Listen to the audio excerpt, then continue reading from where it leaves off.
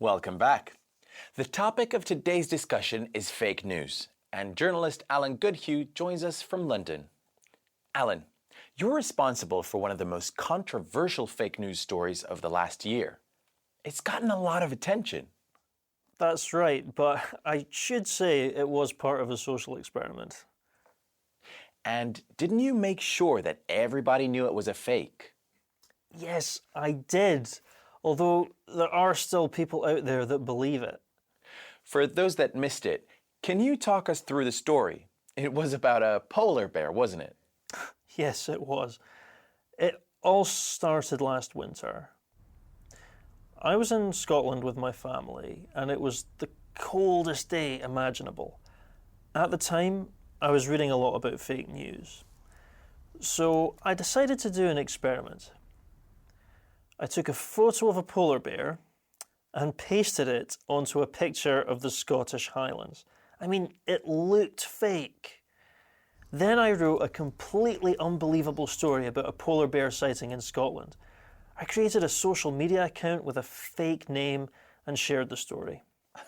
Then what happened? It went viral. People started sharing it as a joke at first, but then some started to think it was real.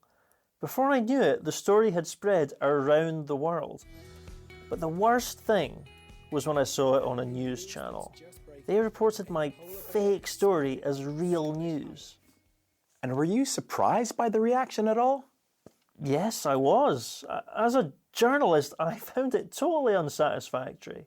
It wasn't a believable story to begin with, but even if you knew nothing about polar bears or Scotland, you could have found out it wasn't true very quickly. I mean, lots of people did, but many others, including journalists, clearly hadn't done any research at all. So, did you do anything after you saw it on the news? I most certainly did. I told everybody I could that it wasn't real, but that didn't spread as quickly as the story itself. It must have been frustrating that it spread so fast. It really was, but it could have been worse, I suppose. That pushed me to start my website, and we now have over 1,500 registered fake news spotters. And it's definitely a worthy cause. If you'd like to join, check out fakenewsspotter.com. Thanks, Alan. Thank you, Eric. That's it from us. Have a good evening.